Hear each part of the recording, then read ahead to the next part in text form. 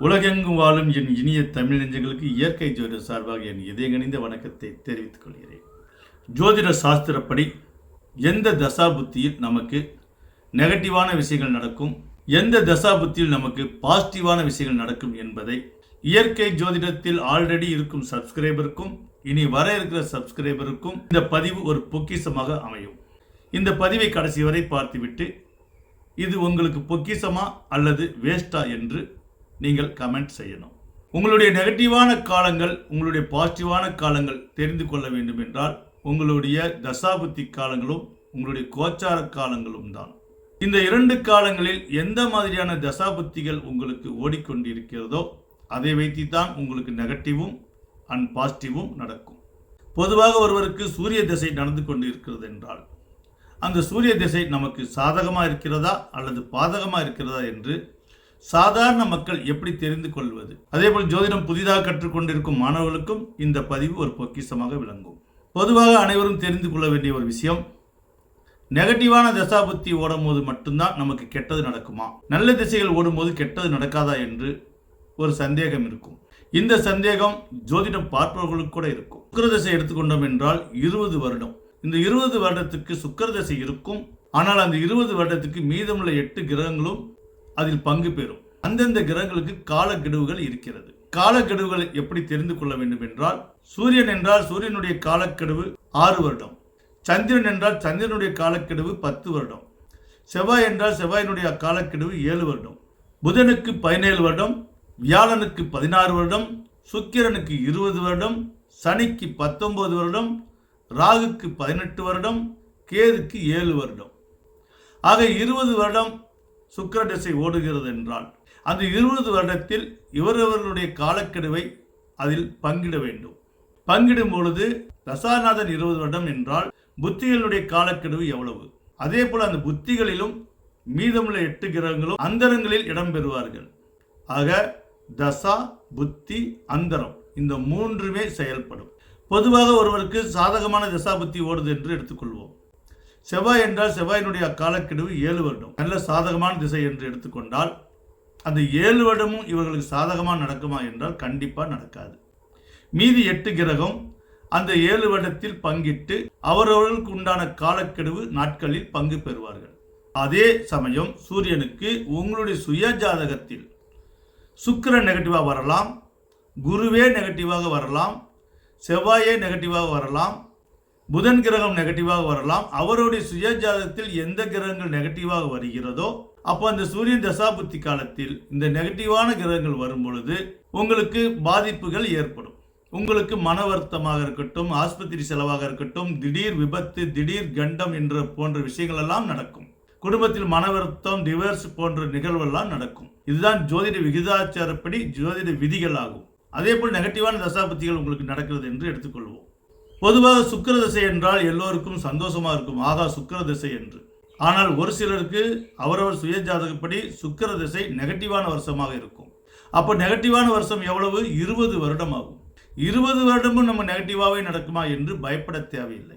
எப்படி சூரியனுக்கு மற்ற 8 கிரகங்களும் எவ்வளவு நாட்கள் என்று பங்கிட்டோமோ அந்த பங்கீட்டு சரியாக தெரிய வேண்டும் என்றால் நீங்கள் ஜோதிடத்தை கற்றுக்கொண்டால்தான் அது எவ்வளவு காலக்கெடுவு என்று உங்களுக்கு தெரிய வரும்.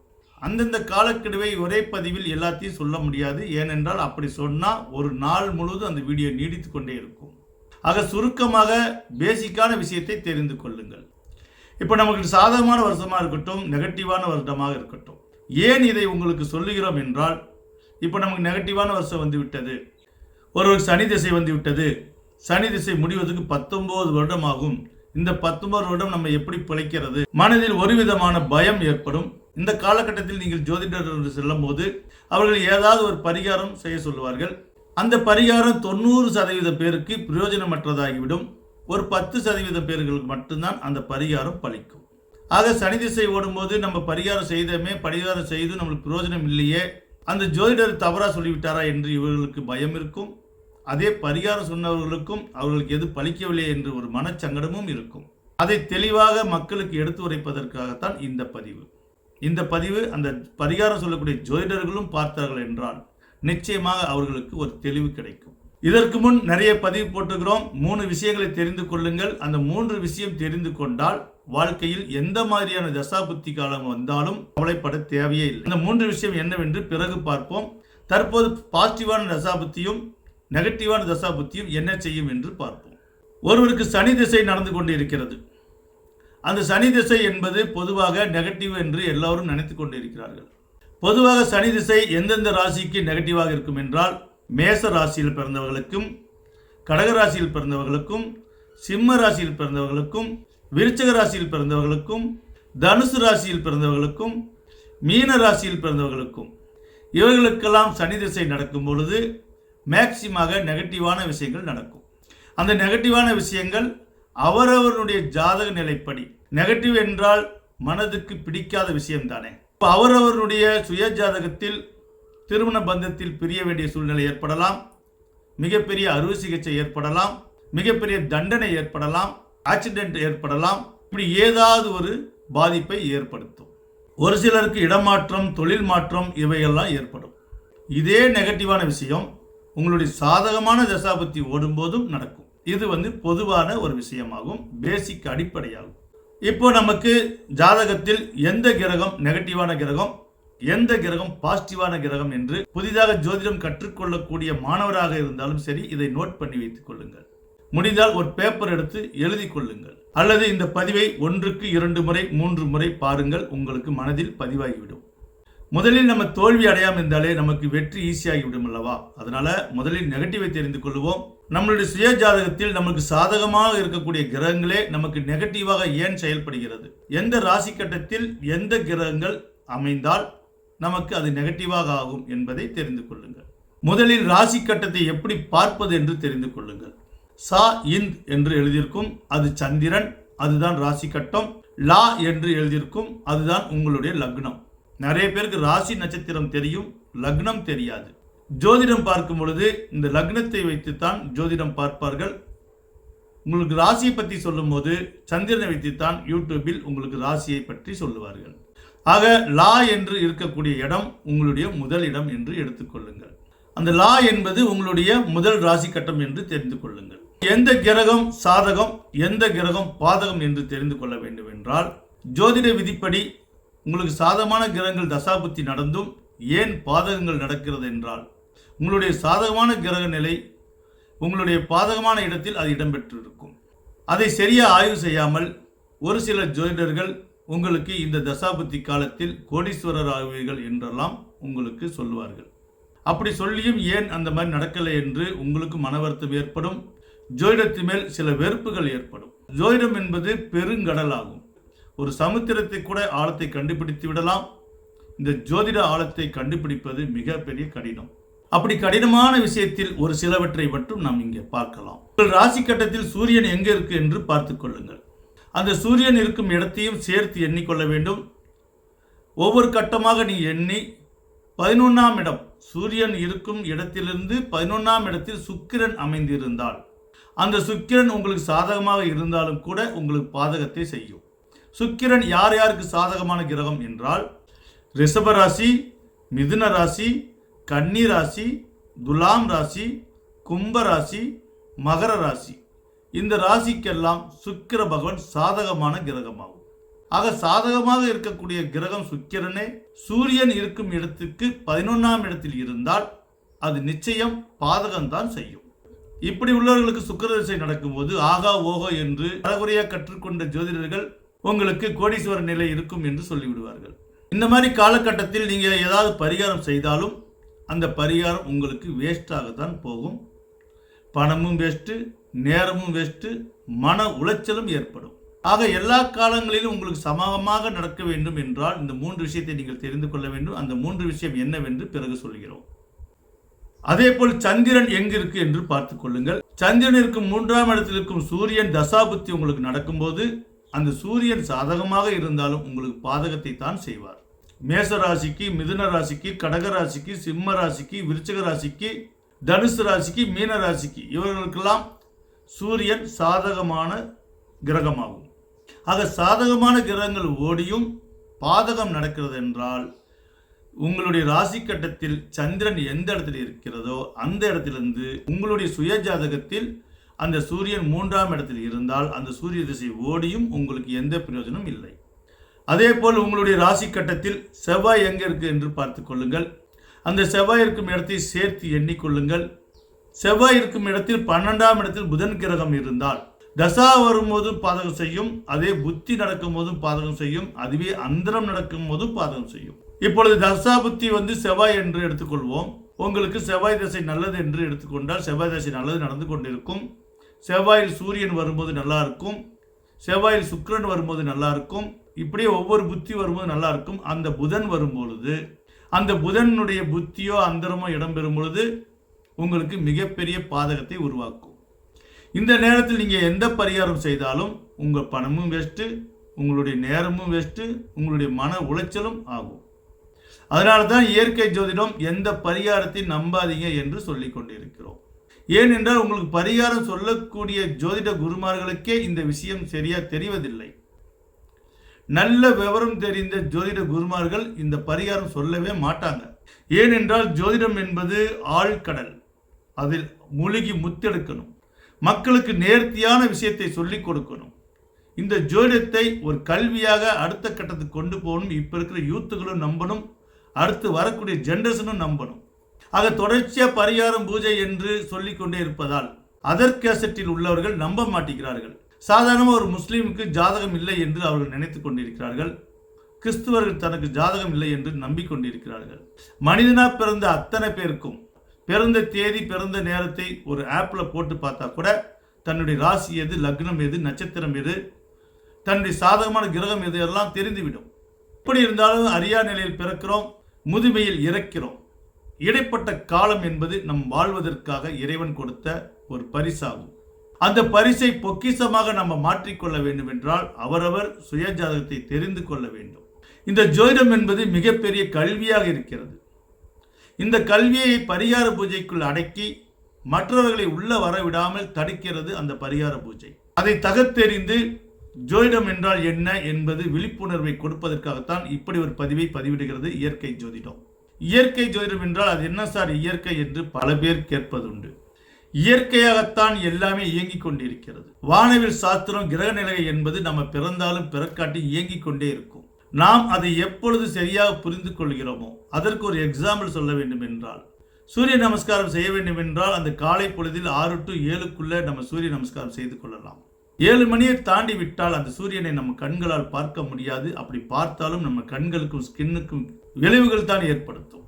ஆக இயற்கை பிரபஞ்சத்தில் அதற்குண்டான நேரத்தில் நாம் அதை அனுபவித்தால் நம்மளுடைய ஸ்கின்னுக்கும் நல்லது, நம்மளுடைய கண்களுக்கும் நல்லது, நம்மளுடைய நரம்புகளுக்கும் நல்லது, நம்மளுடைய மூளை விருத்திக்கும் நல்லது அந்த சூரிய நமஸ்காரம். சிலர் நான் இந்த மதத்தில் பிறந்து விட்டேன், நான் சூரியனை கையெடுத்து கும்பிட மாட்டேன் என்று நினைத்தாலும் நீங்கள் கையெடுத்து கும்பிட தேவையில்லை. காலை பொழுதில் 6 to 7க்குள் சூரியனை பார்த்து நீங்கள் நின்றால் போதும். அந்த சூரிய சக்தி நீங்கள் கையெடுத்து கும்பிடவில்லை என்றாலும் அதற்கு உண்டான நற்பலன்களை செய்துவிடும். ஆக இயற்கை எப்பொழுதும் நமக்கு சாதகமாகத்தான் இருக்கும், பாதகமாக இருக்காது. நாம தான் அதை அனுபவிக்க தெரிந்து கொள்ள வேண்டும். புதன் உங்களுடைய ராசி கட்டத்தில் எந்த இடத்தில் இருக்குது என்று பார்த்துக் கொள்ளுங்கள். புதன் இருக்கும் இடத்தையும் சேர்த்து எண்ணிக்கொள்ளுங்கள். புதன் இருக்கும் இடத்திலிருந்து 3ஆம் இடத்தில் செவ்வாய் இருந்தால் அந்த தசாவோ அந்தரமோ புத்தியோ நடக்கும் பொழுது உங்களுக்கு பாதகம் ஏற்படும். அடுத்து உங்க ராசி கட்டத்தில் குரு எந்த இடத்தில் இருக்கும் என்று பார்த்துக் கொள்ளுங்கள். அந்த குரு இருக்கும் இடத்தையும் சேர்த்து எண்ணிக்கொள்ளுங்கள். குரு இருக்கும் இடத்திலிருந்து 12ஆம் இடத்தில் உங்களுடைய ராசி கட்டத்தில் சூரியன் அமைந்திருந்தால் அந்த சூரியன் உங்களுக்கு பாதகம் செய்யும். அதே போல் சுக்கிரன் உங்களுடைய ராசி கட்டத்தில் எந்த இடத்தில் இருக்கிறது என்று தெரிந்து கொள்ளுங்கள். சுக்கிரன் இருக்கும் இடத்தையும் சேர்த்து எண்ணுங்கள். சுக்கிரன் இருக்கும் இடத்தில் இருந்து 4ஆம் இடத்தில் சனி பகவான் அமைந்திருந்தால் அந்த சனி உங்களுக்கு சாதகமாகவே இருந்தாலும் சரி. இந்த சனி யாருக்கு சாதகம் என்று சொல்லியிருந்தோம்? மகர ராசிக்கு, கும்ப ராசிக்கு, ரிஷப ராசிக்கு, மிதுன ராசிக்கு, கன்னி ராசிக்கு, துலாம் ராசிக்கு. இதை தெளிவுரைப்படுத்துவதற்காகத்தான் இந்த பதிவு. இந்த பதிவு பொக்கிஷமா இல்லையா என்று இப்பயாவது நீங்க கமெண்ட்ல சொல்லணும். சரி, அப்படி சாதகமான இருக்கக்கூடிய சனி ஏன் நமக்கு பாதகத்தை ஏற்படுத்துகிறது என்றால் உங்களுடைய சுய ஜாதகத்தில் உங்களுடைய சுக்கிரன் இருக்கும் இடத்து 4ஆம் இடத்தில் இந்த சனி இருந்தால் நிச்சயம் பாதகம் செய்யும். அதே போல் உங்களுடைய சுய ஜாதகத்தில் சனி இருக்கும் ராசியிலிருந்து அந்த சனி இருக்கும் ராசியும் எண்ணி உங்களுடைய ராசி கட்டத்தில் சனி இருக்கும் இடத்திலிருந்து 7ஆம் இடத்தில் செவ்வாய் இருந்தால் சமசப்த பார்வை என்று அதுக்கு அர்த்தம். 2 பேரும் 180 டிகிரியில் பார்வையிட்டுக் கொள்வார்கள். அப்படி யாருடைய சுயஜாதகத்தில் செவ்வாயும் சனியும் நேருடைய பார்வையில் இருக்கக்கூடாது. சனி சாதகமாக இருந்தாலும் சரி, செவ்வாய் சாதகமாக இருந்தாலும் சரி, இந்த 2 பேருமே உங்களுக்கு சாதகமாக இருக்க மாட்டார்கள். யாரோ ஒருத்தர் தான் சாதகமாக இருப்பார்கள். அப்படி யாரோ ஒருத்தர் சாதகமாக இருந்தாலும் இவர்கள் நேருக்கு நேர் பார்ப்பதால் 2 பேருமே கெடுதல் தான் செய்வார்கள். ஆனால் அதே சமயம் இவர்கள் 2 பேரும் புத்திநாதனாகவும் அந்தர்நாதனாக வரும்போது சாதகமான தசா புத்தி இருந்தால் இவர்கள் 2 பேரும் மிகப்பெரிய மில் வைக்கிற அளவுக்கு உங்களுக்கு உதவி செய்வார்கள். அதனால்தான் சாதாரண பொட்டி கடை கூட ஒரு காலத்தில் அது மிகப்பெரிய கம்பெனியாக மாறுகிறது. ஏனென்றால் செவ்வாயும் சனியும் சேர்ந்தால் இயந்திர கருவிகள், மிகப்பெரிய மெஷினரிகள், அதோடு சுக்கிரனோ குருவோ சேரும் பொழுது உங்களுக்கு அந்த சுக்கிரனோ அல்லது குருவோ சாதகமாக இருந்தால் நிச்சயமாக நீங்கள் சிறிய தொழில் ஆரம்பித்து மிகப்பெரிய ஒரு கம்பெனிக்கு ஓனர் ஆகுவீர்கள். ஆக ஜோதிடத்துறை என்பது சாதாரண துறை அல்ல. உலகத்திலே எவ்வளவு உயர்தரமான உன்னத விஷயங்கள் இருக்கிறதோ அந்த உன்னதத்திலும் உன்னதமான துறையாகும் இந்த ஜோதிடத்துறை. கடவுளுக்கு அப்பார் நம்பக்கூடிய, தன்னுடைய எதிர்காலத்தையே நம்பக்கூடிய பொக்கிஷமான ஒரு பாத்திரம் இருக்கிறது என்றால் அது இந்த ஜோதிட பாத்திரம் தான். தன்னுடைய எதிர்காலத்தை தெரிந்து கொள்ள மக்கள் எவ்வளோ ஆர்வமாக ஒரு ஜோதிட குருஜியை நாடுவார்கள். ஆக நீங்கள் ஜோதிட குருஜியாக நினைக்கிறவர்கள் ஆழ்ந்து படிக்க வேண்டும். எனி டைம் அந்த சிந்தனையிலே இருக்க வேண்டும். அப்பொழுதுதான் ஒவ்வொரு விஷயமும் உங்களுக்கு புரிய வரும். அதை நீங்கள் தெளிவாக மக்களுக்கு எடுத்து உரைத்து இனி பரிகார பூஜை என்று அந்த விஷயத்தில் இறங்காமல் உங்களுக்கு நீங்களே ஏமாற்றி கொள்ளாமல், மக்களை நீங்கள் ஏமாற்றுவீர்கள் என்று சொல்ல வரலை, உங்களுக்கு நீங்களே நீங்கள் முதலில் ஏமாற்றி கொள்ளாதீர்கள். ஏனென்றால் ஜோதிடம் என்பது பரிகார பூஜைக்குள் அடங்குவது கிடையாது. அது மிகப்பெரிய காலசாஸ்திரமாகும், கால சக்கரமாகும். கால சக்கரம் என்றால் அதுதான் ஜோதிட சாஸ்திரமாகும். அப்படிப்பட்ட ஜோதிட உன்னத சாஸ்திரத்தை முழுமையாக கற்றுக்கொள்ளுங்கள். மக்களுக்கு ஒரு விழிப்புணர்வோடு எதையும் சொல்லிக் கொடுங்கள். இனி ஒவ்வொருவரும் இந்த ஜோதிடத்தை மூட நம்பிக்கையாக எடுத்துக்கொள்ளாமல் ஒரு கல்வியாக எடுத்துக்கொண்டு தன் வாழ்வில் பயனடைய வேண்டும் என்பதே இயற்கை ஜோதிடத்தின் நோக்கமாகும். இந்த கிரக பிரபஞ்சத்தில் அனைவரும் தன்னுடைய வாழ்நாளில் எண்ணற்ற பரிகாரம் செய்தும் எந்த பலனும் இல்லை என்று நீங்கள் வருந்துவராக இருந்தீர்கள் என்றால் இந்த 3 விஷயத்தை நீங்கள் சோதித்து பார்த்து கொள்ள வேண்டும். உங்களுடைய பெயர் முதலில் கிரக நிலைக்கு தகுந்த மாதிரி இருக்கா என்று சோதித்து பார்த்து கொள்ள வேண்டும். அதே போல் உங்களுடைய கையெழுத்து கிரக நிலைக்கு ஏற்ப சரியாக இருக்கா என்று நீங்கள் சோதித்து பார்த்து கொள்ள வேண்டும். இதைவிட முக்கியமான ஒரு விஷயம் உங்களுடைய திருமண நாட்கள். இந்த திருமண நாட்கள் என்பது சர்வசாதாரணமாக எல்லோரும் அன்று தொட்டு இன்று வரை பொதுப்படையான பஞ்சாங்கத்தில் உள்ள நாட்களை தான் குறித்து கொடுக்கிறார்கள். இன்று வரை பஞ்சாங்கத்தில் உள்ள நாட்கள் கெட்ட நாட்களா என்றால் அப்படி அல்ல. இறைவன் படைப்பில் எல்லோரும் நல்லவர்கள் தான், அவரவர் மனசுக்கு தகுந்த மாதிரி. ஆனால் ஒருவர் செய்த துரோகம் இன்னொருவருக்கு பாதிக்கப்படுகிறது என்றால் அவருடைய என்ன செயல்கள் வேற, இவர்கள் என்ன செயல் வேற. எல்லோரும் இனத்தால் ஒருவராக இருக்கிறோம் தவிர குணத்தால் வேறுபடுகிறோம். அதே போல பஞ்சாங்கத்தில் உள்ள நாட்கள் மற்ற விஷயத்துக்கெல்லாம் ஒத்து போனாலும் திருமண நாட்களுக்கு ஒத்து போவதில்லை. இதை இயற்கை ஜோதிடம் ஆணித்தரமாக ஆய்வு செய்திருக்கிறது. இதை பற்றி பல வீடியோக்களில் எடுத்து உரைத்திருக்கிறோம். உங்களுக்கு இதை பற்றி விரிவாக்கமாக தெரிந்து கொள்ள வேண்டும் என்றால் பஞ்சாங்க முறைப்படி ஏன் திருமணம் செய்யக்கூடாது என்று பல பதிவுகள் போட்டிருக்கிறோம். அந்த பதிவை இயற்கை ஜோதிடத்தில் சர்ச் பண்ணி நீங்கள் பார்த்து தெரிந்து கொள்ளுங்கள். எவ்வளவுதான் உயர பறந்தாலும் ஊருக்குருவி பருந்தாகாது என்பது போல ஒரு மனிதன் எவ்வளவுதான் உன்னதமாக நடந்துட்டாலும் கடவுளுக்கு ஒப்பாக ஆக முடியாது. ஆக பஞ்சாங்கத்தில் உள்ள நாட்கள் எல்லாம் கடவுளின் திருக்கல்யாணத்துக்காகத்தான் படைக்கப்பட்டதை தவிர மனிதனுடைய திருமணத்துக்கு அது உகந்ததல்ல. இதை இயற்கை ஜோதிடம் மிக தெளிவாக ஆய்வு செய்திருக்கிறது. ஆழ்ந்த சிந்தனையோடு அதிக நாலேஜ் உள்ள ஜோதிட குருமார்கள் இதை ஒப்புக்கொள்வார்கள். புதிதாக வந்த ஜோதிட குருமார்கள் தொட்டதுக்கெல்லாம் பரிகாரம் என்று சொல்வார்கள். எந்த விதமான பரிகாரம் சொன்னாலும் அந்த பரிகாரத்தை செய்து உங்களுக்கு பலன் இல்லை என்றால் இந்த 3 விஷயத்தை நீங்கள் சரியாக கவனித்துக் கொள்ள வேண்டும். இந்த 3 விஷயம் சரியாக இருந்தால்தான் உங்களுடைய பரிகாரமே பலிக்கும் என்று ஆணித்தரமாக இயற்கை ஜோதிடம் உங்களுக்கு திரும்ப திரும்ப சொல்லுகிறது. இந்த 3 விஷயம் உங்களுக்கு சரியாக அமைந்தால்தான் நீங்கள் செய்யக்கூடிய பரிகாரம் மட்டுமல்ல, நீங்கள் வேண்டக்கூடிய வேண்டுதலே உங்களுக்கு நிறைவேறும். ஏனென்றால் இயற்கை பிரபஞ்ச ப்ராசஸில் நெகட்டிவ் அண்ட் பாசிட்டிவ் நிறைந்த நாட்களாக இருக்கிறது. ஒவ்வொரு நாட்களுக்கும் ஒவ்வொரு வேல்யூ இருக்கிறது. ஆக ஒவ்வொரு தனிப்பட்ட மனிதனுக்கும் ஒவ்வொரு நாட்களிலும் பாசிட்டிவ் அண்ட் நெகட்டிவ் நேரங்கள் இருக்கிறது.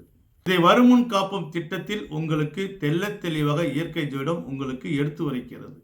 அதனால் கடந்த வாழ்க்கை பற்றி கவலைப்படாமல், யாருக்கெல்லாம் திருமணம் ஆன பிறகு கடன் சுமை ஏற்படுகிறதோ, யாருக்கெல்லாம் மிகப்பெரிய அறுவை சிகிச்சை ஏற்படுகிறதோ, யாருக்கெல்லாம் ஆக்சிடென்டால் மிகப்பெரிய பாதிப்பு ஏற்படுகிறதோ, அவர்களெல்லாம் இந்த திருமண நாட்களால் தான் இந்த பாதிப்பு ஏற்படுகிறது என்று இயற்கை ஜோதிடம் ஆணித்தரமாக சொல்கிறது. திருமண நாட்கள் எப்படி இருக்க வேண்டும் என்றால், ஒரு ஆணுடைய ஜாதக நிலைக்கும் ஒரு பெண்ணுடைய ஜாதக நிலைக்கும் ஈவனாக அமைய வேண்டும். பொதுவான நாட்களை திருமணம் செய்வதால் அந்த திருமண நாட்களுடைய வேல்யூ ஒரு ஆணுக்கு அது வேல்யூவாக இருந்து ஒரு பெண்ணுக்கு அது டவுனாக இருந்தால் அன்று முதல் அந்த பெண்ணுடைய உணர்வை அந்த ஆண் புரிந்து கொள்ள முடியாது. அதனால தான் உயிருக்கு உயிராக காதலித்தவர்கள் கூட திருமணத்துக்கு பிறகு மனக்கசப்பு ஏற்பட்டு டிவோர்ஸ் ஆகிறார்கள். அப்படி ஏற்கனவே திருமணம் ஆனவர்கள் உங்களுக்கு பிரச்சனை ஏற்பட்டால், இயற்கை ஜோதிடம் மேல் உங்களுக்கு நம்பிக்கை இருந்தால் கால் பண்ணுங்க. மீண்டும் உங்களுடைய இந்த 3 விஷயத்தை சரி செய்து கொள்ளுங்கள். ஒன்று, உங்களை அடையாளப்படுத்தக்கூடிய உங்களுடைய ஐடியாக இருக்கக்கூடிய உங்களுடைய திருநாமம், அதுதான் உங்களுடைய பெயர். அதே போல் உங்களுடைய தலையெழுத்தை குறிக்கக்கூடிய கையெழுத்து. மூன்றாவது, வாழ்க்கையை நிர்ணயிக்க செய்யக்கூடிய திருமண நாட்கள். பிறப்பு இறப்பு நம்ம கையில் இல்லை, ஆனால் இன்னொரு பிறவை பெற்றெடுக்கக்கூடிய தகுதி நமக்கு இறைவன் கொடுத்திருக்கிறான். அந்த திருநாள் தான் திருமண நாட்கள். அந்த திருமண நாட்கள் உங்களுக்கு சாதகமான நாட்களில் நீங்கள் திருமணம் செய்து கொண்டால், உங்களுக்கு 70 வயது ஆகியிருந்தாலும் சரி, 80 வயது ஆகியிருந்தாலும் சரி, மீண்டும் உங்களுடைய திருமண நாட்களை புதுப்பித்துக் கொண்டு இறைவன் உங்களுக்கு கொடுத்திருக்கும் வாழ்க்கையை இனிதான வாழ்க்கையாக நீங்கள் மாற்றிக்கொண்டு இன்பமான வாழ்க்கையை நீங்கள் வாழ வேண்டும் என சொல்லி மீண்டும் அனைவருக்கும் என் நெஞ்சார்ந்த வணக்கத்தை தெரிவித்துக் கொள்கிறேன்.